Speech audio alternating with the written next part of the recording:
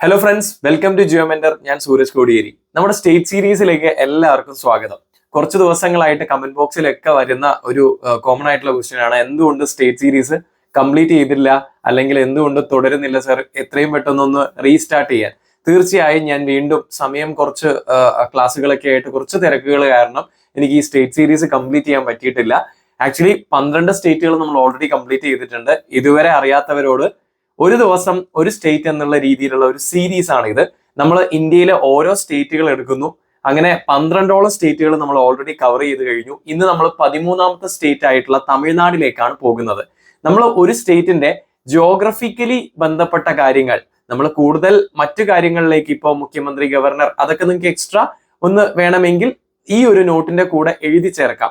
ഞാൻ ജോഗ്രഫിയുമായി ബന്ധപ്പെട്ട current affair related ആയിട്ടുള്ള കുറച്ച് കാര്യങ്ങളാണ് നമ്മൾ ഡിസ്കസ് ചെയ്യുന്നത്. ഇതാണ് കേരള PSCക്ക് ഒരു സ്റ്റേറ്റിൽ നിന്ന് വരുന്ന ഏറ്റവും പ്രധാനപ്പെട്ട ഇന്ത്യൻ ജോഗ്രഫിയിൽ നിന്നുള്ള ചോദ്യങ്ങളും. അതുകൊണ്ട് തന്നെ നമുക്ക് ഓരോ ദിവസം ഒരു 10-15 മിനിറ്റ് സ്പെൻഡ് ചെയ്തുകൊണ്ട് ഒരു സ്റ്റേറ്റ് വെച്ച് പഠിച്ചു കഴിഞ്ഞാൽ നമുക്ക് ഇന്ത്യൻ ജോഗ്രഫി 28 ദിവസങ്ങൾ കൊണ്ട് കംപ്ലീറ്റ് ചെയ്യാൻ പറ്റും. അപ്പൊ എനിവേ, കൂടുതൽ വൈകിക്കുന്നില്ല, നമ്മുടെ 13ാമത്തെ സ്റ്റേറ്റ് ആയിട്ടുള്ള തമിഴ്നാട്ടിലേക്ക് എല്ലാവർക്കും സ്വാഗതം. അപ്പൊ നമുക്ക് നേരെ തമിഴ്നാട്ടിലേക്ക് പോകാം. തമിഴ്നാടിന്റെ പ്രത്യേകതകളൊക്കെ 1 by 1 ആയിട്ട് ഡിസ്കസ് ചെയ്യാം. യെസ്, ആദ്യം നമ്മൾ സ്റ്റേറ്റ് സീരീസിൽ എപ്പോഴും നോക്കുന്നത് അതിർത്തിയാണ്. അതിനുശേഷം ആ സംസ്ഥാനത്തിന്റെ തലസ്ഥാനവും മറ്റ് നഗരങ്ങളും നോക്കും. പിന്നെ നദികൾ നോക്കും. അതിനുശേഷം തടാകങ്ങൾ, പർവ്വതങ്ങൾ നോക്കും. പിന്നെ സംരക്ഷിത വനം എന്ന് വെച്ചാൽ ഏതെങ്കിലും തരത്തിലുള്ള ദേശീയ ഉദ്യാനം, നാഷണൽ പാർക്കോ അല്ലെങ്കിൽ വന്യജീവി സങ്കേതങ്ങളോ കടുവാ സങ്കേതങ്ങളോ അതോ ബയോസ്ഫിയർ റിസർവോ അങ്ങനെ ഏതെങ്കിലുമൊക്കെ ഉണ്ടെങ്കിൽ അതും നമ്മൾ നോക്കുന്നതാണ്. പിന്നെ എന്തെങ്കിലും പ്രത്യേകമായിട്ട് സ്പെഷ്യൽ ഫീച്ചേഴ്സ് എന്തെങ്കിലും ഉണ്ടെങ്കിൽ ചുരങ്ങളോ അതുപോലെ തുറമുഖങ്ങളോ, ഇപ്പൊ തമിഴ്നാട് നോക്കുമ്പോൾ നമുക്ക് 3ഓളം പ്രധാന തുറമുഖങ്ങൾ കാണുന്ന ഒരു സ്റ്റേറ്റ് ആണ് തമിഴ്നാട്. അങ്ങനെ എന്തെങ്കിലും തുറമുഖങ്ങളോ വിമാനത്താവളം, കലാരൂപങ്ങൾ എന്തെങ്കിലുമൊക്കെയാണ് നിങ്ങളുടെ സജഷൻ മാനിച്ചുകൊണ്ട് ഞാൻ കലാരൂപങ്ങൾ കൂടി ഉൾപ്പെടുത്തിയിട്ടുണ്ട്.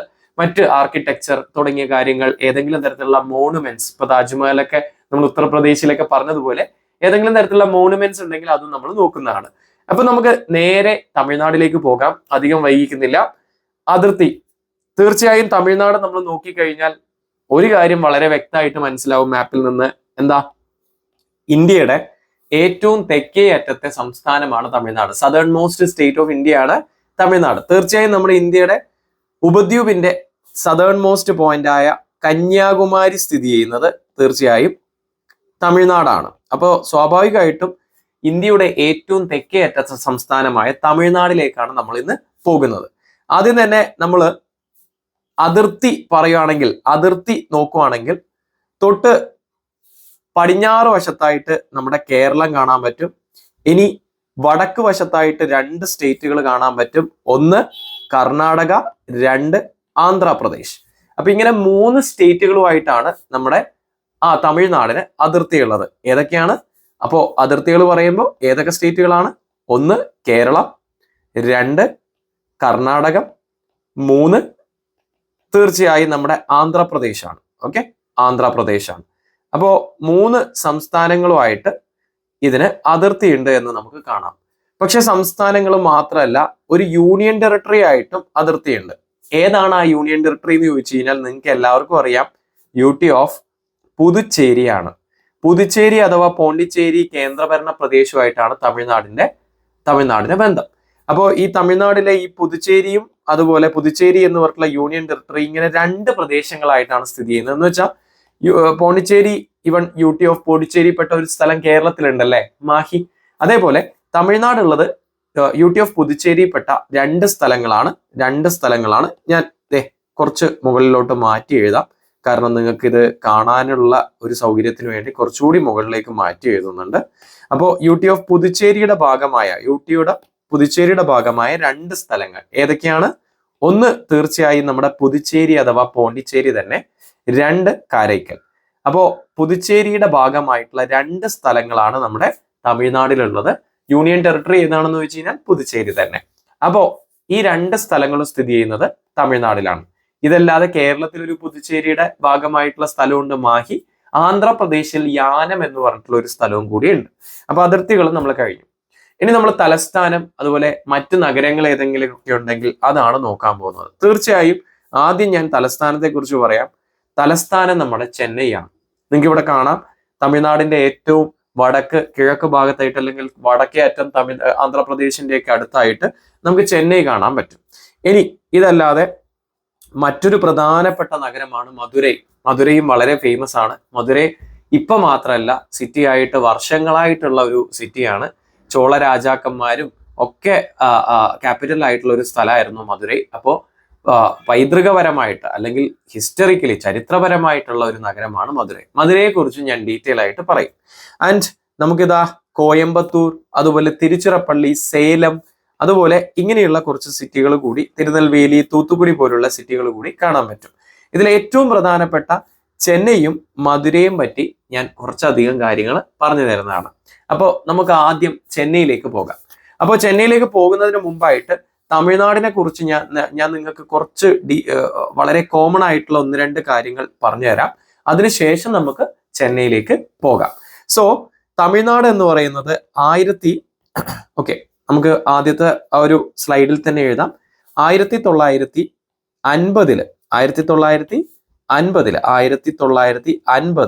ജനുവരി 26-ാം തീയതി നിലവിൽ വന്ന ഒരു സംസ്ഥാനമാണ്. 1950 ജനുവരി 26-ാം തീയതിയാണ് തമിഴ്നാട് എന്ന ഒരു സ്റ്റേറ്റ് നിലവിൽ വന്നത്. ആക്ച്വലി ഇതിന്റെ ഈ സ്റ്റേറ്റ് നിലവിൽ വരുമ്പോൾ 1950 ജനുവരി 26-ന് ആക്ച്വലി ഇതിന്റെ നെയിം മദ്രാസ് എന്നായിരുന്നു. മദ്രാസ് എന്ന് പറയുന്ന ഒരു സംസ്ഥാനമായിരുന്നു നിലവിൽ വന്നത്.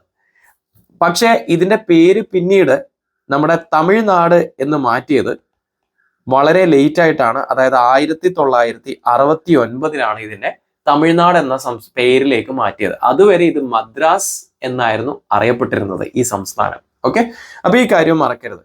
തീർച്ചയായും തെക്കേ അറ്റത്തെ സംസ്ഥാനമാണ്. അത് നമ്മൾ ഓൾറെഡി മാപ്പിൽ കണ്ട ഒരു കാര്യമാണ്. തെക്കേ അറ്റത്തെ സംസ്ഥാനമാണ്, സദേൺ മോസ്റ്റ് സ്റ്റേറ്റ് ആണ്. അപ്പോൾ ഈ ഒരു കാര്യങ്ങൾ ഒരു കാരണവശാലും മറക്കരുത്. ബോർഡറിനെ കുറിച്ച് ഞാൻ ഓൾറെഡി പറഞ്ഞിട്ടുണ്ട്, അതുകൊണ്ട് ഇനി അധികം പറയുന്നില്ല. നേരെ നമ്മൾ ചെന്നൈയിലേക്ക് പോവാണ്. ചെന്നൈയെ കുറിച്ച് പറയുകയാണെങ്കിൽ തമിഴ്നാടിന്റെ ക്യാപിറ്റൽ സിറ്റി എന്ന് പറയുന്നത് ചെന്നൈ തന്നെയാണ്. അതുപോലെ ചെന്നൈയിൽ തന്നെയാണ് നമ്മുടെ ഹൈക്കോടതി ഉള്ളതും. ഓക്കെ, അപ്പൊ തമിഴ്നാടിന്റെ മദ്രാസ് ഹൈക്കോടതി അഥവാ നമ്മുടെ തമിഴ്നാട് ഹൈക്കോടതി സ്ഥിതി ചെയ്യുന്നതും ചെന്നൈയിലാണ്. ഇതിന്റെ തലസ്ഥാനം എന്ന് പറയുന്നത് ചെന്നൈ തന്നെയാണ്. ഓക്കെ, ഇനി ചെന്നൈയുമായി ബന്ധപ്പെട്ട കാര്യങ്ങൾ. ചെന്നൈ എന്ന് പറഞ്ഞിട്ടുള്ള നഗരം കണ്ടെത്തിയത് ഫ്രാൻസിസ് ഡേ എന്ന് പറഞ്ഞിട്ടുള്ള ഒരു ബ്രിട്ടീഷ് ഉദ്യോഗസ്ഥനാണ്. ഓക്കെ, ഫ്രാൻസിസ് ഡേ ആണ് ചെന്നൈ എന്ന നഗരം കണ്ടെത്തിയത്, അല്ലെങ്കിൽ ഡിസ്കവർ ചെയ്തത്, അല്ലെങ്കിൽ അതിന്റെ ഒരു ഡിസ്കവറി എന്ന് പറയുന്നത്. ഈ സിറ്റി ഒരു കുറച്ചുകൂടി വ്യക്തമായിട്ടുള്ള പ്ലാനിങ്ങോടുകൂടിയുള്ള ഒരു വലിയ സിറ്റി ആക്കാൻ പറ്റും എന്നുള്ള രീതിയിലേക്ക് കൊണ്ടുവന്നത് ഫ്രാൻസിസ് ഡേ ആണ്. അപ്പൊ ഫ്രാൻസിസ് ഡേ മറക്കരുത്. ചരിത്രപരമായിട്ട് നമ്മൾ പഠിക്കുന്ന ഒരു കാര്യമാണ് ചെന്നൈയെ കുറിച്ച് പറയുന്ന സമയത്ത്. ഇനി ദക്ഷിണേന്ത്യയിലേക്കുള്ള കവാടം actually gateway to south India, ദക്ഷിണേന്ത്യയിലേക്കുള്ള കവാടം എന്നാണ് നമ്മുടെ ചെന്നൈ നഗരം അറിയപ്പെടുന്നത്. ദക്ഷിണേന്ത്യയിലേക്കുള്ള കവാടം, ഈ ഒരു കാര്യം ഒരു കാരണവശാലും മറക്കരുത്. Gateway to south India എന്നാണ് ഇത് അറിയപ്പെടുന്നത്. അതുപോലെ ഡെട്രോയിറ്റ് ഓഫ് ഇന്ത്യ എന്നും ഇത് അറിയപ്പെടാറുണ്ട്. ഡെട്രോയിറ്റ് ഓഫ് ഇന്ത്യ എന്ന് വിളിക്കാൻ കാരണം, ഈ ഡെട്രോയിറ്റ് എവിടെയാ? ഡെട്രോയിറ്റ് എന്ന് പറയുന്നത് ഒരു സിറ്റിയാണ്, US-ലുള്ള ഒരു സിറ്റിയാണ്. വളരെ പ്രസിദ്ധമായിട്ടുള്ള, ഒരുപാട് പോപ്പുലേഷൻ ഉള്ള, ഒരു കൺജസ്റ്റഡ് ആയിട്ടുള്ള ഒരു സിറ്റിയാണ് ഡെട്രോയിറ്റ്. US-ലെ മിച്ചിഗണിൽ പെടുന്ന മിച്ചിഗൺ സ്റ്റേറ്റിൽ പെടുന്ന ഒരു സിറ്റിയാണ് ഡെട്രോയിറ്റ്. അപ്പൊ ഈ ഡെട്രോയിറ്റിൽ നല്ല രീതിയിൽ പോപ്പുലേഷൻ കാണാൻ പറ്റും, കൺജസ്റ്റഡ് ആയിട്ടുള്ള നഗരമാണ്. അതുമായിട്ടാണ് ചെന്നൈയെ നമ്മൾ ഉപമിച്ചിരിക്കുന്നത്. ഇനി ഇന്ത്യയിലെ ഏറ്റവും പഴക്കം ചെന്ന മുനിസിപ്പൽ കോർപ്പറേഷൻ സ്ഥിതി ചെയ്യുന്നതും നമ്മുടെ ചെന്നൈയാണ്. ഇന്ത്യയിലെയാണ് കേട്ടോ, മറക്കരുത്. ഇന്ത്യയിലെ ഏറ്റവും പഴക്കം ചെന്ന മുനിസിപ്പൽ കോർപ്പറേഷൻ ചെന്നൈയാണ്. ഇനി സെന്റ് ജോർജ് ഫോർട്ട് ഉള്ളതും ഈ ഫോർട്ടുമായി ബന്ധപ്പെട്ടിട്ട് ബ്രിട്ടീഷ് ചരിത്രത്തിൽ നമ്മൾ ഒരുപാട് കേട്ടിട്ടുണ്ടാവും. അപ്പൊ സെന്റ് ജോർജ് ഫോർട്ട് സ്ഥിതി ചെയ്യുന്നതും നമ്മുടെ ചെന്നൈയിൽ തന്നെയാണ്. ഈ കാര്യം മറക്കരുത്. അപ്പൊ ചെന്നൈയുമായി ബന്ധപ്പെട്ട് ഇത്രയും കാര്യങ്ങളുണ്ട്. ഇനി 1-2 എക്സ്ട്രാ പോയിന്റ്സുകൾ കൂടി ഞാൻ പറയുന്നു. ചെന്നൈയിൽ ഒഴുകുന്ന 2 നദികളുണ്ട്. ഇന്ത്യയിലെ തന്നെ ഏറ്റവും മലിനീകരണ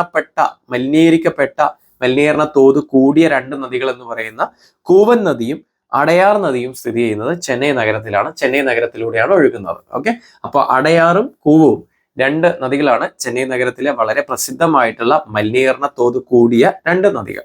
ഇനി ചെന്നൈ നഗരത്തിൽ തന്നെയാണ് ഇന്ത്യയിലെ ആദ്യത്തെ ഫസ്റ്റ് സിമെന്റ് ഫാക്ടറി സ്ഥാപിച്ചത്. ഓക്കെ, സിമെന്റ് ഫാക്ടറി ഇൻ ഇന്ത്യയിലെ ഫസ്റ്റ് സിമെന്റ് ഫാക്ടറി സ്ഥിതി ചെയ്യുന്നത് ചെന്നൈ നഗരത്തിലാണ്. അത് സ്ഥാപിച്ചത് ചെന്നൈ നഗരത്തിലാണ്.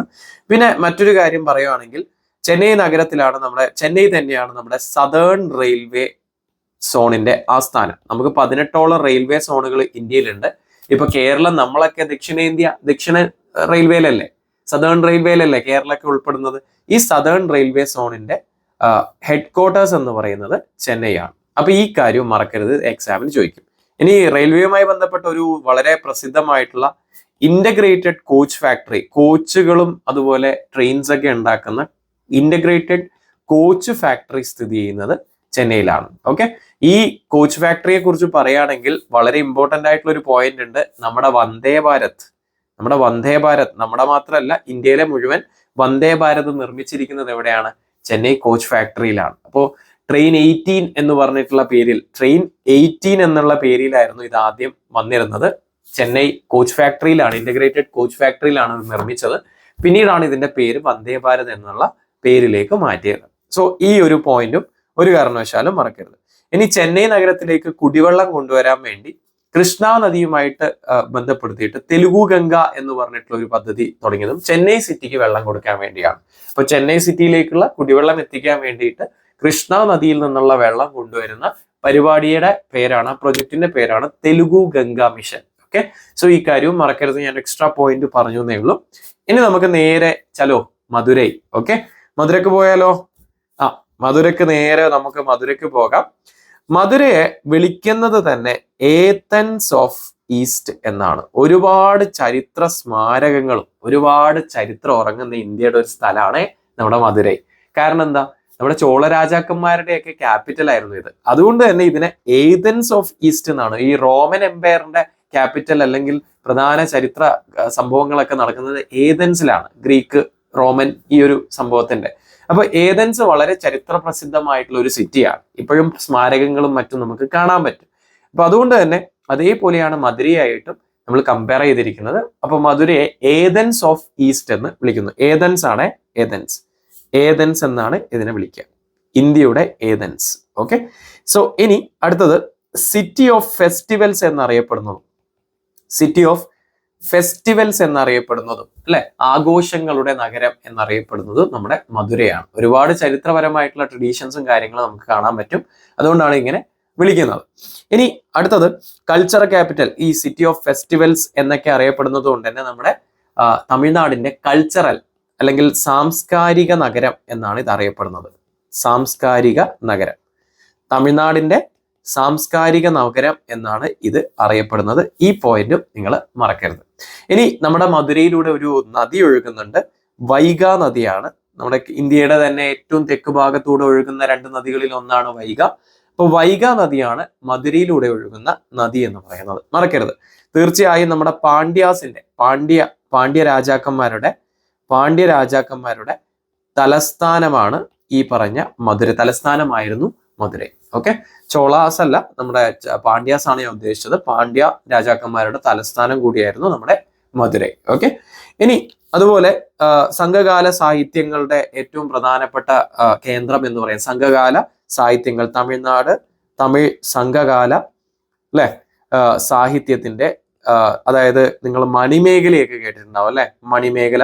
ഇതൊക്കെ രചിച്ചത് ഈ പറഞ്ഞ ഈ ഒരു സ്ഥലത്ത് നിന്നാണ്. അതാണ് ഇതിനെ ബേസിക്കലി സാംസ്കാരിക തലസ്ഥാനം തമിഴ്നാടിന്റെ എന്ന് വിളിക്കാനുള്ള പ്രധാനപ്പെട്ട കാരണം.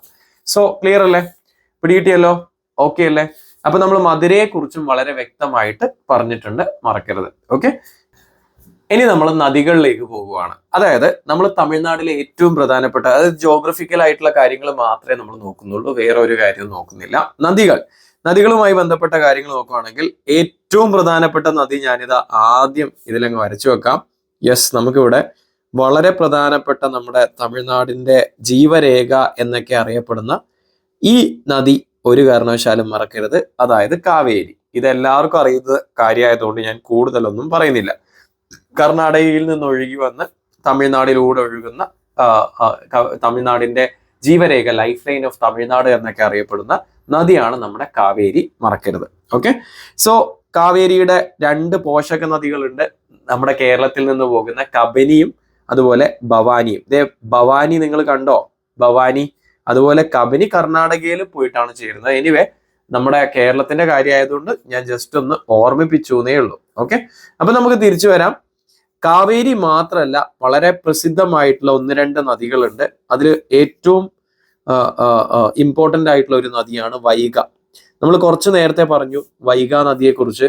നമ്മുടെ മധുരയിൽ കൂടി ഒഴുകുന്ന നദി, അതാണ് ഞാൻ നിങ്ങളെ മുന്നിൽ ഇതാ വരക്കുന്നത്.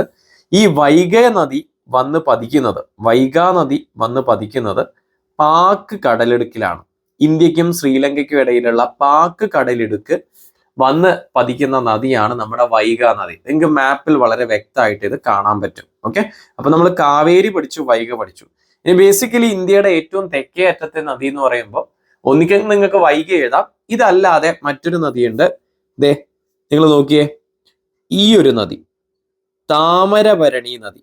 ഓക്കെ, ഇതാണ് താമരഭരണി അല്ലെങ്കിൽ ഭരണി എന്നൊക്കെ പറയും. താമരഭരണി നദി, ഇതാണ് നമ്മുടെ ഏറ്റവും തെക്കേ അറ്റത്തെ നദി എന്ന് പൊതുവെ പറയുന്നത്. ഈ മാപ്പിൽ വേറെയും കുഞ്ഞു നദികളെ കാണാൻ പറ്റും, പക്ഷെ ഇന്ത്യയിലെ ഏറ്റവും തെക്കേ അറ്റത്തെ നദി എന്ന് പൊതുവെ പറയാറ് താമരഭരണി നദിയാണ്, കേരള PSC എക്സാംസുകൾക്കൊക്കെ. ഇനി താമരഭരണി നദി വന്ന് പതിക്കുന്ന സ്ഥലം നിങ്ങൾക്ക് മനസ്സിലാവും. ഇതേതാണ് സ്ഥലം? ഇന്ത്യക്കും ശ്രീലങ്കയ്ക്കും ഇടയിലുള്ള ഒരു ഉൾക്കടലാണ്. ഈ ഉൾക്കടലിന്റെ പേരാണ് മാന്നാർ ഉൾക്കടൽ. അപ്പൊ നമ്മൾ 3-4 പോയിന്റ്സ് ഇവിടെ എക്സ്ട്രാ പഠിച്ചു. പാക്ക് കടലിടുക്കിൽ വന്ന് പതിക്കുന്ന നദി വൈഗ, മാന്നാർ ഉൾക്കടലിൽ വന്ന് പതിക്കുന്ന നദി താമരഭരണിയാണ്. മറക്കരുതേ. സോ ഇത്രയും പോയിന്റ്സുകൾ ഒരു കാരണവശാലും മറക്കരുത്. ഇതല്ലാതെ പാലാർ എന്ന് പറഞ്ഞിട്ടുള്ള ഒരു നദി ഇവിടെ ഇങ്ങനെ ഒഴുകുന്നുണ്ട്. പെണ്ണൈ എന്ന് പറഞ്ഞിട്ടുള്ള പൊന്നയ്യാർ എന്ന് പറഞ്ഞിട്ടുള്ള മറ്റൊരു നദി ഇവിടെ ഇങ്ങനെ ഒഴുകുന്നതായിട്ട് നമുക്ക് കാണാൻ പറ്റും. അപ്പൊ പാലാറും പൊന്നയ്യാറൊക്കെ തമിഴ്നാടിലൂടെ ഒഴുകുന്ന നദികളാണ്. അപ്പോൾ ഇതിന്റെ പേരൊന്നും മറക്കരുത്. അപ്പൊ ഇത്രയും മതി. അല്ലാതെ നമ്മൾ എല്ലാം ഡീറ്റെയിൽ ആയിട്ട് പഠിക്കേണ്ട. കാവേരിയുടെ കുറെ പോഷക നദികളുണ്ട്. ഒന്ന് അമരാവതി, ഇങ്ങനെയുള്ള കുറച്ച് പോഷക നദികൾ നമുക്ക് കാണാൻ പറ്റും. ഓക്കെ, അപ്പോൾ ഇനി നമുക്ക് നേരെ നദികൾ അപ്പൊ ഞാൻ ജസ്റ്റ് പറഞ്ഞു തന്നിട്ടുണ്ട്, മാപ്പിൽ പറഞ്ഞു തന്നിട്ടുണ്ട്. ഇനി തടാകങ്ങളിലേക്ക് പോവുകയാണെങ്കിൽ കാര്യമായ വലിയ തടാകങ്ങളൊന്നും തമിഴ്നാട്ടിലുണ്ട്. എന്നാലും തടാകങ്ങൾ നമ്മുടെ ചിലിക്ക, കേരള PSCക്ക് വേണ്ട ചിലിക്ക, കൊല്ലേരു, അതുപോലെ പുലിക്കാട്ട് പോലുള്ള തടാകങ്ങളൊന്നും തമിഴ്നാട്ടിൽ നമുക്ക് കാണാൻ പറ്റില്ല. എന്നാലും 1-2 റിസർവോയർ ഉണ്ട്. വൈഗ നദിയിലുള്ള ഒരു ഡാം ഉണ്ട്, വൈഗ റിസർവോയർ. അത് വളരെ പ്രസിദ്ധമാണ്. അതുപോലെ ലോകത്തിൽ തന്നെ ഇന്ത്യയിലെ ഏറ്റവും പഴക്കം ചെന്ന, ആക്ച്വലി ലോകത്തിൽ തന്നെ ഇന്ത്യയിലെ ഏറ്റവും പഴക്കം ചെന്ന അണക്കെട്ടായ കല്ലണൈ ഡാം സ്ഥിതി ചെയ്യുന്നത്, അഥവാ ഗ്രാൻഡ് അണക്കെട്ട് ഡാം എന്നും ഇതിന് പേരുണ്ട്. പക്ഷെ ഇപ്പൊ ഇത് പുതുതായിട്ട് വേറൊരു അണക്കെട്ട് പണിതിട്ടുണ്ട്. എനിവേ കല്ലണൈ ഡാം അഥവാ ഗ്രാൻഡ് അണക്കെട്ട് ഡാം, ഇത് രണ്ടും സ്ഥിതി ചെയ്യുന്നത് കാവേരി നദിയിലാണ്. ഇന്ത്യയിലെ ഏറ്റവും പഴക്കം ചെന്ന 1000 വർഷമാണ് ഇതിന് പഴക്കം. നമ്മുടെ ചോള രാജാവായ കരികാല ചോളനാണ് ഇത് ആക്ച്വലി നിർമ്മിച്ചത്. 1058 AD മറ്റോ ആ ഒരു സമയത്താണ് നിർമ്മിച്ചത്. എന്തായാലും 1000 ഇയേഴ്സോളം പഴക്കമുള്ള ഒരു ഡാമാണ്. And still we are using it. അതാണ് ഇതിന്റെ ഒരു പ്രത്യേകത എനിക്ക് തോന്നിയത്. സോ കല്ലണൈ ഡാമൊക്കെ സ്ഥിതി ചെയ്യുന്നത് എവിടെയാണ്? അപ്പൊ ഈ കാര്യം മറക്കരുത്. ഭവാനി സാഗർ, നമ്മുടെ ഭവാനി നദി ഉണ്ടല്ലോ കേരളത്തിൽ നിന്നൊഴുകുന്ന, അങ്ങനെ ഒരു തടാകവും നമുക്ക് കാണാൻ പറ്റും. എനിവേ ഞാൻ കൂടുതലൊന്നും പറയുന്നില്ല. കാര്യമായ ഈ പറഞ്ഞ തടാകങ്ങളൊന്നും തന്നെ നമുക്ക് എക്സാമിന് വേണ്ട, കേരള PSCക്ക് വേണ്ട തരത്തിലുള്ള തടാകങ്ങളൊന്നും തന്നെ ഇവിടെയില്ല. ഇനി നമുക്ക് വേണമെങ്കിൽ ഈ ഉൾക്കടലിന്റെ പേര് ഒന്ന് കൂടി ഓർമ്മിക്കാം. ഗൾഫ് ഓഫ് മാന്നാർ ഉൾക്കടൽ ഇന്ത്യക്കും ശ്രീലങ്കയ്ക്കും ഇടയിലുണ്ട്, അഥവാ മാന്നാർ ഉൾക്കടൽ. അപ്പോൾ തടാകം അറിയില്ലെങ്കിലും ഈ ഉൾക്കടലിന്റെ പേര് നിർബന്ധമായും ഓർക്കാം. ഇനി നമുക്ക് പർവ്വതങ്ങളിലേക്ക് പോകാം. ജോഗ്രഫി അല്ലേ നമ്മൾ നോക്കുന്നത്. നദി കഴിഞ്ഞു, തടാകം കഴിഞ്ഞു, ഇനി പർവ്വതത്തിലേക്ക് പോകാം. തീർച്ചയായും നമ്മുടെ പശ്ചിമഘട്ടം ഇതിലൂടെ കടന്നു പോകുന്നുണ്ട് അല്ലെ. കേരളത്തിനും തമിഴ്നാടിനും ഇടയിലായിട്ട് ഇത് ഇങ്ങനെ പശ്ചിമഘട്ടമുണ്ട്. ശരിക്കും പശ്ചിമഘട്ടത്തിന്റെ പടിഞ്ഞാറ് ഭാഗം കേരളവും കിഴക്ക് ഭാഗം തമിഴ്നാടുമാണ് അല്ലെ. ഇനി പശ്ചിമഘട്ടത്തിനെ തമ്മിൽ ബന്ധിപ്പിക്കുന്ന വളരെ പ്രധാനപ്പെട്ട മറ്റൊരു പർവ്വതമാണ് പൂർവ്വഘട്ടം.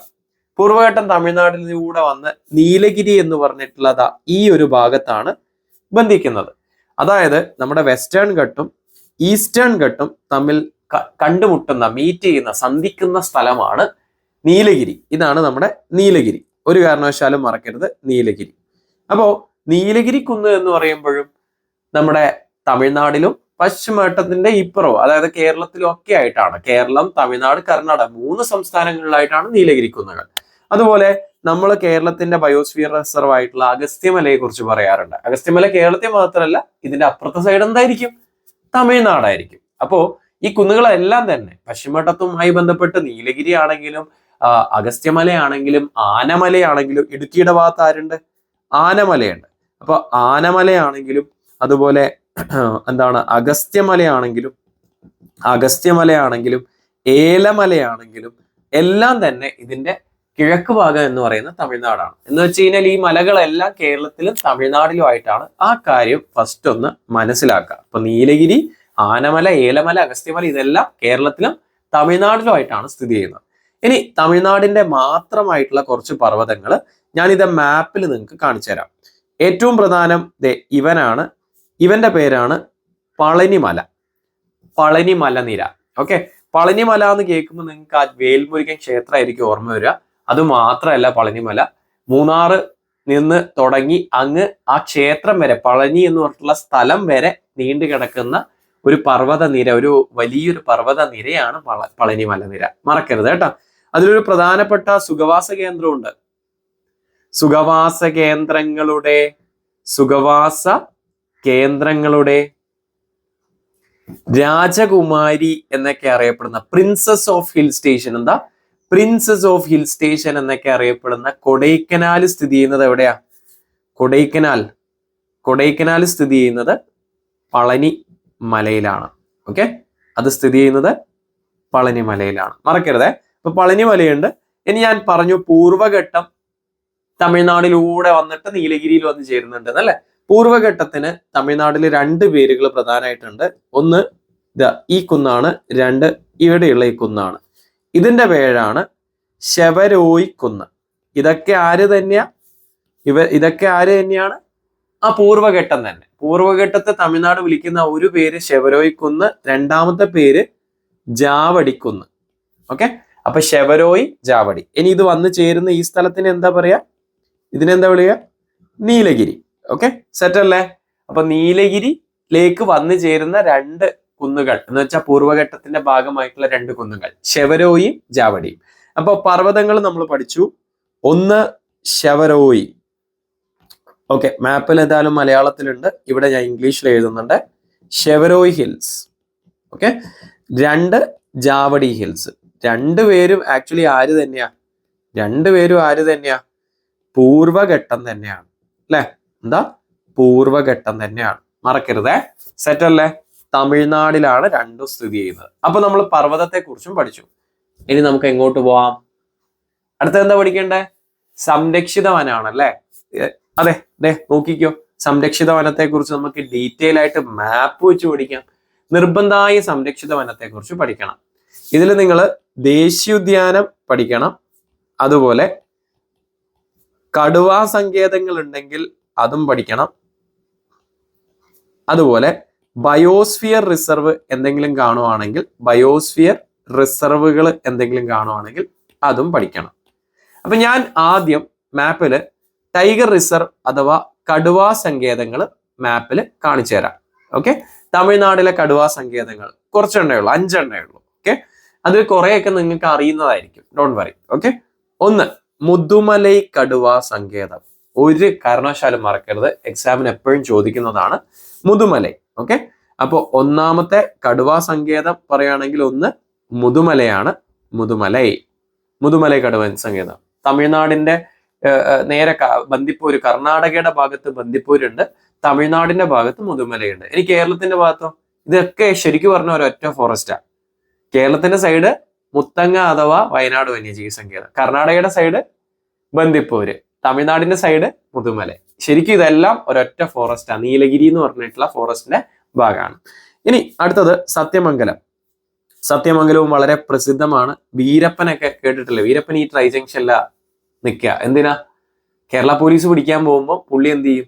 ബന്ദിപ്പൂരിലേക്ക് ചാടും. അപ്പൊ കർണാടക പോലീസ് പിടിക്കാൻ വരും. അപ്പൊ പുള്ളി എന്ത് ചെയ്യും? തമിഴ്നാട്ടിലേക്ക് ചാടും. അപ്പൊ ഒരു ട്രൈ ജംഗ്ഷൻ ആണ് ഇതല്ലേ. അപ്പോ സത്യമംഗലം ഫോറസ്റ്റും ഇതേ സ്ഥലത്താണ് സ്ഥിതി ചെയ്യുന്നത്. ദെൻ അപ്പോ സത്യമംഗലവും ഒരു കടുവാ സങ്കേതമാണ്. അടുത്തത് ആനമലൈ. ഞാൻ പറഞ്ഞു ആനമലൈ എന്ന് പറയുന്നത് കേരളത്തിൽ മാത്രമല്ല തമിഴ്നാടിലും ഉണ്ട്. തമിഴ്നാടിന്റെ ആനമലയുടെ, കേരളത്തിന്റെ സൈഡല്ലേ, തമിഴ്നാടിന്റെ ആനമലയുടെ ഭാഗം ഒരു കടുവാ സങ്കേതമാണ്. അതാണ് ആനമലൈ ടൈഗർ റിസർവ്. ഇനി നമ്മുടെ കേരളത്തിന്റെ ചിന്നാറൊക്കെ ഇല്ലേ, അതിനപ്പുറം തമിഴ്നാട് ഒരു കടുവാ സങ്കേതമുണ്ട്. അതാണ് ശ്രീവല്ലിപുത്തൂർ. എന്താണ്? ശ്രീവില്ലിപുത്തൂർ അല്ലെങ്കിൽ ശ്രീവല്ലിപുത്തൂർ മേഘമലൈ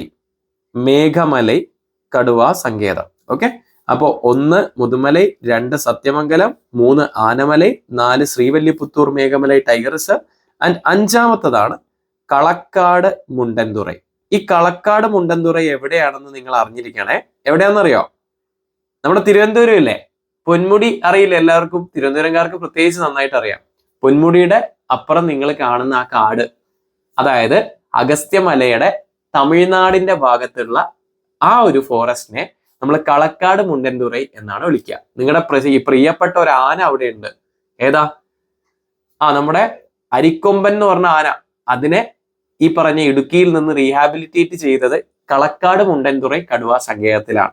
മൂപ്പര് അവിടെ ഹാപ്പി ആയിട്ട് ജീവിക്കുന്നുണ്ട്. ഓക്കെ, സോ എനിവേ ഈ 5 ടൈഗർ റിസർവ്സ് ആണ് തമിഴ്നാട്ടിൽ നമുക്ക് കാണാൻ പറ്റുന്നത്. ഓക്കെ, സോ ക്ലിയർ അല്ലേ? അടുത്തത് ഇനി നമുക്ക് ദേശീയ ഉദ്യാനങ്ങൾ ജസ്റ്റ് ഒന്ന് നോക്കാം. ദേശീയ ഉദ്യാനങ്ങൾ ഒരുപാടുണ്ട്, എന്നാലും നമുക്കിത് ജസ്റ്റ് ഒന്ന് നോക്കാം. ഒരുപാട് മീൻസ് ഒരു 5 എണ്ണം പറയാനുണ്ട്. വന്യജീവി സങ്കേതങ്ങൾ ഒരുപാടുണ്ട്, അത് നമുക്ക് എന്തായാലും പഠിച്ചു പോകാൻ പറ്റില്ല. അപ്പൊ ദേശീയ ഉദ്യാനങ്ങൾ, ഒന്നാമത്തത് നമ്മൾ കുറച്ച് നേരത്തെ പഠിച്ച മുതുമലൈ തന്നെയാണ്. ഓക്കെ, അപ്പൊ മുതുമലൈ തന്നെയാണ് ആദ്യത്തെ നാഷണൽ പാർക്ക്. അപ്പൊ മുതുമല ഒരു കടുവാ സങ്കേതമാണ്, ഒരു ടൈഗർ റിസർവ് ആണ്, ഒരു നാഷണൽ പാർക്കുമാണ്. അടുത്തതാണ് മുക്കുർത്തി, വളരെ ഫേമസ് ആയിട്ടുള്ള മുക്കുർത്തി നാഷണൽ പാർക്ക്. ഇത് നീലഗിരിയുടെ ഭാഗം തന്നെയാണ്.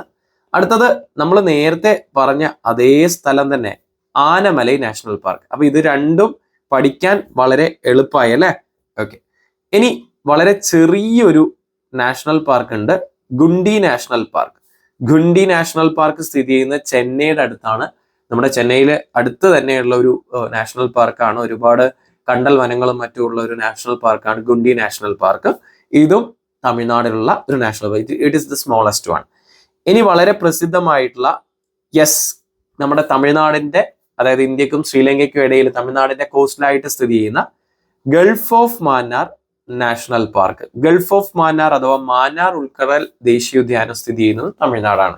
അപ്പോൾ ഇത്രയും നാഷണൽ പാർക്സ് ആണ് നമുക്ക് തമിഴ്നാട്ടിൽ പൊതുവെ കാണുന്നത്. ഓക്കെ, ഇത് കണ്ടില്ലേ, മുതുമലൈ കടുവാ സങ്കേതം.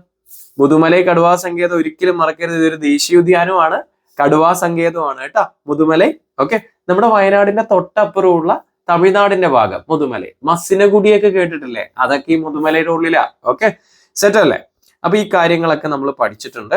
ഇനി ബയോസ്ഫിയർ റിസർവ് കൂടി ഞാൻ ജസ്റ്റ് ഒന്ന് പറഞ്ഞു പോവാണ്. ബയോസ്ഫിയർ റിസർവ്, കാരണം ഇത് നമുക്ക് എക്സാമിന് നിർബന്ധമായിട്ടും ചോദിക്കും. 3 ബയോസ്ഫിയർ റിസർവുകളാണ് തമിഴ്നാട്ടിലുള്ളത്. 3 ബയോസ്ഫിയർ റിസർവുകളാണ് യുനെസ്കോ അംഗീകൃത ആണ്. യുനെസ്കോ അംഗീകാരം ലഭിച്ച, അംഗീകാരമുള്ള 3 ബയോസ്ഫിയർ റിസർവുകൾ തമിഴ്നാടുണ്ട്. അതായത് സിമ്പിളാ. കേരളത്തിലുള്ളത് ആരൊക്കെയാ? നീലഗിരി. എടാ ഇത് തമിഴ്നാടിലും ഇല്ലേ? തമിഴ്നാടിലും കർണാടകയിലും ആയിട്ടല്ലേ? കേരള, തമിഴ്നാട്, കർണാടക 3 സംസ്ഥാനല്ലേ? അപ്പൊ തമിഴ്നാട്ടിലുണ്ടല്ലോ. നീലഗിരി കിട്ടിയില്ലേ? നമ്മുടെ രണ്ടാമത്തെ ആരാ? അഗസ്ത്യമലയല്ലേ? അഗസ്ത്യമല എന്ത് തന്നെയാ? ഒരു ബയോസ്ഫിയർ റിസർവ് തന്നെയാ. അത് തമിഴ്നാടിലും ഉണ്ട്. അതായത് നമ്മുടെ പൊന്മുടിയുടെ കളക്കാട് മുണ്ടൻതുറയൊക്കെ സ്ഥിതി ചെയ്യുന്ന ഫോറസ്റ്റ് എവിടെയാ? അഗസ്ത്യമലയുടെ കിഴക്ക് ഭാഗമാണ്. ഇനി മൂന്നാമത്തത് നമ്മൾ ഓൾറെഡി പഠിച്ച മാന്നാർ ഉൾക്കടൽ. ഇന്ത്യക്കും ശ്രീലങ്കയ്ക്കും ഇടയിലുള്ള മാന്നാർ ഉൾക്കടൽ. അപ്പൊ ഈ 3 ബയോസ്ഫിയർ റിസർവ് ആണ് തമിഴ്നാട്ടിലെ ബയോസ്ഫിയർ റിസർവ്. അപ്പൊ നമ്മൾ അതും പഠിച്ചു. ഇനി നമ്മൾ നേരെ എങ്ങോട്ട് പോവാ? ചുരങ്ങൾ, തുറമുഖങ്ങൾ, വിമാനത്താവളം. തുറമുഖം വെരി ഇമ്പോർട്ടൻറ്റ്. ദേ നോക്കിയേ, തമിഴ്നാട്ടിലുള്ള 3 തുറമുഖങ്ങൾ വളരെ വ്യക്തമായിട്ട് നിങ്ങൾക്ക് ഈ മാപ്പിൽ കാണാം. ആദ്യത്തെ തുറമുഖമാണ് നമ്മുടെ തൂത്തുക്കുടി തുറമുഖം. തൂത്തുക്കുടിയാണ് ശരിക്കും ഇന്ത്യയുടെ ഏറ്റവും തെക്കേ അറ്റത്തുള്ള പ്രധാന തുറമുഖം. ഓക്കെ, പ്രധാന തുറമുഖം, അല്ലെങ്കിൽ അത് കുളച്ചിൽ തുറമുഖ. ഇന്ത്യയുടെ ഏറ്റവും തെക്കേ അറ്റത്തുള്ള തുറമുഖം കുളച്ചിൽ തുറമുഖമാണ്. പക്ഷെ പ്രധാന തുറമുഖം എന്ന് വെച്ചാൽ സെൻട്രൽ ഗവൺമെന്റിന്റെ കീഴിലുള്ള മിനിസ്ട്രി ഓഫ് ഷിപ്പിംഗ് ആൻഡ് നാവിഗേഷന്റെ കീഴിലുള്ള മേജർ പോർട്ട് ഏതാണെന്ന് ചോദിച്ചു കഴിഞ്ഞാൽ തൂത്തുക്കുടി പോർട്ടാണ്. ഇതിന് മറ്റൊരു പേരുണ്ട്, കപ്പലോട്ടിയ തമിഴൻ എന്നറിയപ്പെടുന്ന വി.ഒ. ചിദംബരം, അദ്ദേഹത്തിന്റെ പേരിലാണ് ഇത് അറിയപ്പെടുന്നത്. വി.ഒ. ചിദംബരം പോർട്ട് തൂത്തുക്കുടി പോർട്ട് എന്നറിയപ്പെടുന്നു. ഓക്കെ, അടുത്തതാണ് ചെന്നൈ പോർട്ട്. ചെന്നൈ പോർട്ട് സ്ഥിതി ചെയ്യുന്നതും തമിഴ്നാട് തന്നെ, പറയേണ്ട ആവശ്യമില്ല അല്ലെ. ഇനി എണ്ണൂർ പോർട്ട്. അപ്പൊ അങ്ങനെ 3 പോർട്ടുകളാണ് ഉള്ളത്. ചെന്നൈയുടെ അടുത്ത് തന്നെ വടക്ക് ഭാഗത്തായിട്ട് എണ്ണൂർ പോർട്ട് ഉണ്ട്. ഇത് അറിയപ്പെടുന്നത് ചാമരാജാർ പോർട്ട് എന്നാണ്. ഞാൻ പറഞ്ഞല്ലോ മദ്രാസ് എന്നായിരുന്നല്ലോ തമിഴ്നാടിന്റെ ആദ്യത്തെ പേര്. മദ്രാസ് സംസ്ഥാനത്തിന്റെ അല്ലെങ്കിൽ പ്രൊവിൻസിന്റെ ആദ്യ മുഖ്യമന്ത്രിയായിരുന്നു കാമരാജാർ. നമ്മുടെ ഹിസ്റ്ററിയിൽ കിങ് മേക്കർ എന്നൊക്കെ അറിയപ്പെടുന്ന കാമരാജാർ. അപ്പൊ അദ്ദേഹത്തിന്റെ പേരിലാണ് ഈ തുറമുഖം അറിയപ്പെടുന്നത്, കാമരാജാർ പോർട്ട് അഥവാ എണ്ണൂർ പോർട്ട്. അപ്പൊ 3 തുറമുഖങ്ങളുണ്ട്. 3ഉം പഠിച്ചല്ലോ, സെറ്റ് അല്ലേ? Ennore port, Chennai port, V O. Chidambaram port അഥവാ തൂത്തുക്കുടി പോർട്ട്. അപ്പൊ അത് നമ്മൾ പഠിച്ചു. ഇനി നമ്മൾ ബാക്കിയുള്ള കാര്യങ്ങൾ, സ്പെഷ്യൽ ആയിട്ട് വേറെ എന്തൊക്കെ കാര്യങ്ങൾ കാണാം എന്ന് നമുക്ക് നോക്കാം. ആദ്യം ഞാൻ നിങ്ങൾക്ക് കാണിച്ചു തരുന്നത് വളരെ പ്രശസ്തമായിട്ടുള്ള ഒരു സ്ഥലമുണ്ട്, മഹാബലിപുരം. മഹാബലിപുരം ക്ഷേത്രം സ്ഥിതി ചെയ്യുന്ന മഹാബലിപുരം ഷോർ ടെമ്പിൾ എന്നൊക്കെ അറിയപ്പെടും. ഇത് തീരപ്രദേശത്തിനടുത്തുള്ള ഒരു ക്ഷേത്രമാണ്, തമിഴ്നാട്ടിലെ തീരപ്രദേശത്തിനടുത്തുള്ള ക്ഷേത്രമാണ്. ഇതിനെയാണ് മഹാബലിപുരം ഷോർ ടെമ്പിൾ എന്ന് വിളിക്കുന്നത്. ഇവിടെയുള്ള ഈ സ്കൾപ്ചേഴ്സ് ഒക്കെ, അർജുനാസ് പെനൻസ് എന്നറിയപ്പെടുന്ന ഈ പറഞ്ഞ കാർവിങ്സ് ഒക്കെ, ശില കാർവിങ്ങുകളൊക്കെ, റോക്ക് കാർവിങ്സുകളൊക്കെ വളരെ പ്രസിദ്ധമാണ്. ഇത് യുനെസ്കോയുടെ വേൾഡ് ഹെറിറ്റേജ് സൈറ്റിൽപ്പെട്ട സ്ഥലമാണ്. ഓക്കെ, യുനെസ്കോയുടെ വേൾഡ് ഹെറിറ്റേജ് സൈറ്റിൽപ്പെട്ട ഒരു പ്രദേശമാണ്. അപ്പോൾ ലോക പൈതൃക പട്ടികയിൽപ്പെട്ട യുനെസ്കോസ് വേൾഡ് ഹെറിറ്റേജ് സൈറ്റ് ആണ് നമ്മുടെ ഈ പറഞ്ഞ മഹാബലിപുരം ഷോർ ടെമ്പിൾ. ഇതിൽ ഒരുപാട് വളരെ പഴക്കം ചെന്ന കാർവിങ്സുകളും മറ്റും നമുക്ക് കാണാൻ പറ്റും. റോക്ക് കാർവിങ്സും കട്ടിങ്സും ഒക്കെ കാണാൻ പറ്റും. അപ്പൊ മറക്കരുത്, ഈ പറഞ്ഞ മഹാബലിപുരം ക്ഷേത്രം യുനെസ്കോ ഹെറിറ്റേജ് ലിസ്റ്റ്, ലോക പൈതൃക പട്ടികയിൽ പെട്ടതാണ്. ഓക്കെ, ഇത് നിങ്ങൾ നിർബന്ധമായും എക്സാമിന് പഠിച്ചിട്ട് പോവുക. എക്സാമിന് വരും, പ്രത്യേകിച്ച് സെക്രട്ടറി അസിസ്റ്റന്റ് മെയിൻസ് ഒക്കെ പഠിക്കുന്നവർ എക്സ്ട്രാ ആർട്ട് ആൻഡ് കൾച്ചറിൽ നിന്നൊക്കെയുള്ള ക്വസ്റ്റ്യൻസ് ആയിട്ട് വരാം. ഇനി വളരെ പ്രസിദ്ധമായിട്ടുള്ള തമിഴ്നാട്ടിലെ ക്ഷേത്രം, ഇന്ത്യയിലെ തന്നെ വളരെ വലിയ ക്ഷേത്രങ്ങളിൽ ഒന്നാണിത്. ഇതിനെ അതുകൊണ്ട് തന്നെ പെരിയ കോവിൽ എന്നാണ് അറിയപ്പെടുന്നത്. പെരിയ കോവിൽ, വലിയ ക്ഷേത്രം അല്ലെ എന്നാണ് അറിയപ്പെടുന്നത്. ഇതാണ് Brihadeeswara temple. Okay, Brihadeeswara temple വളരെ വലിയ വിമാനത്തോടുകൂടി, വിമാനം എന്ന് വെച്ച് കഴിഞ്ഞാൽ ഇതിന്റെ ഏറ്റവും മുകളിലുള്ള ഈ ഒരു സ്ട്രക്ചറിനെയാണ് വിമാൻ എന്ന് പറയുന്നത്. അപ്പോൾ വളരെ വലിയൊരു വിമാനത്തോടു കൂടിയുള്ള ഒരു ടെമ്പിൾ ആണ് ബൃഹദേശ്വര ടെമ്പിൾ. വളരെ വലിയൊരു ടെമ്പിൾ കൂടിയാണ് ഇത്. യുനെസ്കോ വേൾഡ് ഹെറിറ്റേജ് സൈറ്റുകളിൽ മറ്റൊരു ടെമ്പിൾ ആണ്. ചോളാസ് ആണ് ഇത് ഉണ്ടാക്കിയത്. രാജരാജ ചോളയാണ് ഇത് ഉണ്ടാക്കിയത്. രാജരാജ ചോള. ഓക്കെ, രാജരാജ ചോള 1 ആണെന്ന് തോന്നുന്നു. 1 ആണോ 2 ആണോ എനിക്ക് ഓർമ്മയില്ല. 1 ആണെന്ന് തോന്നുന്നു ഇത് ഉണ്ടാക്കി. ഇനി രാജരാജ ചോളനാണ് ഇത് പണി കഴിപ്പിച്ചത്. ചോള രാജാക്കന്മാരുടെ ചോളാസ് ആർക്കിടെക്ചറിൽ വളരെ പ്രസിദ്ധമായിട്ടുള്ള ഒരു ക്ഷേത്രമാണ് ഈ പെരിയ കോവിൽ അഥവാ ബൃഹദേശ്വര ടെമ്പിൾ. മറക്കരുത്. അപ്പോ നമ്മൾ അടുത്ത ഏരിയയിലേക്ക് പോകുന്നു. ഞാൻ ഓൾറെഡി പറഞ്ഞതുപോലെ ഇന്ത്യ, ശ്രീലങ്ക ഇവ തമ്മിൽ വേർതിരിക്കുന്ന, ഇന്ത്യയും ശ്രീലങ്കയും തമ്മിൽ വേർതിരിക്കുന്ന ഒരു വലിയൊരു കടലിടുക്ക് നമുക്ക് ഇവിടെ കാണാൻ പറ്റും. അതാണ് പാക്ക് കടലിടുക്ക് അല്ലെ. ഇതാണ് പാക്ക് കടലിടുക്ക്, ഇന്ത്യക്കും ശ്രീലങ്കയ്ക്കും ഇടയിലുള്ള കടലിടുക്ക്. അത് ആദ്യം തന്നെ ഞാനത് മാർക്ക് ചെയ്യാം. ഇതാണ് പാക്ക് കടലിടുക്ക്. ഇനി ഇവിടെയുള്ള ഉൾക്കടൽ ചോദിച്ചു കഴിഞ്ഞാൽ ഇതാണ് മാന്നാർ ഉൾക്കടൽ. ഏതാണ്? മാന്നാർ ഉൾക്കടൽ. ഓക്കെ, ഇനി ഞാൻ ഈ മാപ്പിൽ തന്നെ പാക്ക് കടലിടുക്കിലെ ഒരു ദ്വീപ് കാണിച്ചു തരാം. ഇതാണ് ആ ദ്വീപ്. ഈ ദ്വീപ് വളരെ പ്രസിദ്ധമാണ്. വളരെ പ്രസിദ്ധമായിട്ടുള്ള ഒരു ദ്വീപാണിത്. നമ്മുടെ 11ാമത്തെ രാഷ്ട്രപതിയായിരുന്ന അല്ലെ, നമ്മുടെ എല്ലാവരുടെയും പ്രിയങ്കരനായ മിസൈൽ മാൻ ഓഫ് ഇന്ത്യ എന്നറിയപ്പെടുന്ന നമ്മുടെ ഡോക്ടർ APJ അബ്ദുൽ കലാമിന്റെ ജന്മസ്ഥലം കൂടിയാണ്. ഇതാണ് നമ്മുടെ രാമേശ്വരം ദ്വീപ്. ഓക്കെ, അപ്പോ രാമേശ്വരം ദ്വീപ് കണ്ടല്ലോ. ഇന്ത്യക്കും ശ്രീലങ്കയ്ക്കും ഇടയിലുള്ള പാക്ക് കടലിടുക്കിലെ ഇന്ത്യയുടെ ദ്വീപാണ് രാമേശ്വരം ദ്വീപ്. അപ്പൊ അതെ, രാമേശ്വരം ദ്വീപിലേക്ക് നമുക്ക് പോകാം. രാമേശ്വരം ദ്വീപിലേക്ക് നമ്മൾ എങ്ങനെ പോവുക? ഈ പാലം വഴിയാണ് പോവുക. ഈ പാലത്തിനെ വിളിക്കുന്ന പേരാണ് പാമ്പൻ പാലം. അപ്പോ ഇന്ത്യയെ രാമേശ്വരം ദ്വീപുമായിട്ട് കണക്ട് ചെയ്യുന്നത്, രാമേശ്വരം ദ്വീപുമായിട്ട് കണക്ട് ചെയ്യുന്നത് പാമ്പൻ പാലം വഴിയാണ്. പണ്ട് ബ്രിട്ടീഷുകാരുണ്ടാക്കിയ പാലാണ്. പിന്നീട് ഒരു സുനാമിയിൽ ഇത് തകർന്നു. വീണ്ടും നമ്മുടെ ഇന്ത്യ ഗവൺമെന്റ് ഉണ്ടാക്കിയ പാലാണിത്, പാമ്പൻ പാലം. ഓക്കെ, വളരെ പ്രസിദ്ധമായിട്ടുള്ള കടലിന് കുറുകെ, കടലിടുക്ക്, പാക്ക് കടലിടുക്കാണ് ഈ കാണുന്നത്. എന്താ? പാക്ക് കടലിടുക്ക്. പാക്ക് കടലിടുക്കിന് കുറുകെയായിട്ട് സ്ഥിതി ചെയ്യുന്ന പാലമാണ്. സെറ്റല്ലേ? പിടികിട്ടിയല്ലോ. ഇനി രാമേശ്വരത്തിന്റെ ശ്രീലങ്കയോട് ഏറ്റവും അടുത്ത് നിൽക്കുന്ന ഈ ഭാഗമാണ് വളരെ പ്രസിദ്ധമായ ധനുഷ്കോടി. ഓക്കെ, ഇതാണ് വളരെ പ്രസിദ്ധമായ ധനുഷ്കോടി കേട്ടോ, മറക്കരുത്. ഇതാണ് ധനുഷ്കോടി. ശ്രീലങ്കയോട് ഏറ്റവും അടുത്ത് കിടക്കുന്ന ധനുഷ്കോടിയാണ് ഇത് കാണുന്നത്. അപ്പൊ ഈ ധനുഷ്കോടിയിൽ നിന്ന് ശ്രീലങ്കയിലേക്ക് വെറും 25 കിലോമീറ്റർ മാത്രമേ ഉള്ളൂ എന്ന് കേട്ടിട്ടുണ്ട്. വളരെ അടുത്തുള്ള ഒരു പ്രദേശമാണ്. ഇനി ഇതൊക്കെ ഉൾപ്പെട്ട എന്ന് വെച്ചാൽ ഞാൻ ഓൾറെഡി പറഞ്ഞു, ഇന്ത്യ അതുപോലെ ശ്രീലങ്ക ഇവ തമ്മിൽ ഒരു ചെറിയൊരു കണക്ഷൻ പോലെ ഒരു ഭാഗം ഇങ്ങനെ കാണാൻ പറ്റും. അവിടെയാണ് നമ്മുടെ രാമേശ്വര ഐലൻഡും ശ്രീലങ്കയുടെ ഒരു ദ്വീപുണ്ട് തലൈമാനാർ. ഇങ്ങനെയുള്ള കുറെ ദ്വീപുകൾ ഇങ്ങനെ അടുപ്പിച്ചടുപ്പിച്ച് കാണാൻ പറ്റും. എന്ന് വെച്ച് കഴിഞ്ഞാൽ ശ്രീലങ്കയിലേക്ക് ഒരു പാലം പോലെ കാണാൻ പറ്റും. ഇത് ഐതിഹ്യങ്ങളിൽ രാമന്റെ പാലം, രാമൻ സീതയെ രക്ഷിക്കാൻ വേണ്ടി പോയ അന്ന് വാനരപ്പട ഉണ്ടാക്കിയ രാമന്റെ പാലം അഥവാ രാമാസ് ബ്രിഡ്ജ് അല്ലെങ്കിൽ രാമസേതു എന്നൊക്കെ അറിയപ്പെടുന്നുണ്ട്. അതല്ലാതെ വേറെ ക്രൈസ്തവ ഗ്രന്ഥങ്ങളിൽ ആദം ഹവ്വ ഉണ്ടായിരുന്നല്ലോ ഏദൻസ് തോട്ടത്തിൽ, അവരെ രണ്ടുപേരെയും ഏദൻ തോട്ടത്തിൽ നിന്ന് പുറത്താക്കിയതിന് ശേഷം, ആ ഒരു കനി കഴിച്ചതിന് ശേഷം പുറത്താക്കിയതിന് ശേഷം ആദത്തിനെ തിരിച്ച് ഏദൻ തോട്ടത്തിലേക്ക് പുറത്തേക്ക് ആക്കിയപ്പോൾ ആദം ഈ പാലം വഴിയാണ് വന്നത് എന്നും ഐതിഹ്യങ്ങൾ പറയുന്നു. അതുകൊണ്ട് ഇതിനെ ആഡംസ് ബ്രിഡ്ജ് എന്നും വിളിക്കാറുണ്ട്. അപ്പോൾ രാമസേതു, സേതു സമുദ്ര ഇങ്ങനെ ഒരു 4ഓളം പേരുകളിൽ ഇത് അറിയപ്പെടും. സേതു എന്ന് വെച്ചാൽ എന്താ? വാട്ട് ഈസ് മീൻ ബൈ സേതു? സേതു എന്ന് വെച്ചാൽ ബ്രിഡ്ജ്, പാലം. അപ്പോ രാമസേതു എന്ന് വെച്ചാൽ രാമന്റെ പാലം. ആഡംസ് ബ്രിഡ്ജ് അങ്ങനെയും പറയാം. അല്ലെങ്കിൽ സേതു സമുദ്ര എന്ന് വെച്ചാൽ സമുദ്രത്തിലെ സേതു, പാലം എന്നും ഇതിന് അർത്ഥമുണ്ട്. അപ്പൊ ആ പാലത്തിന്റെ ഒരു പോർഷനാണ് നിങ്ങൾ ഈ ധനുഷ്കോടിയായിട്ടൊക്കെ കാണുന്നത്. അപ്പോ ഇന്ത്യയും ശ്രീലങ്കയും തമ്മിലുള്ള ഭൂമിശാസ്ത്രപരമായ ബന്ധം, ഇതായിരിക്കും ചോദ്യം.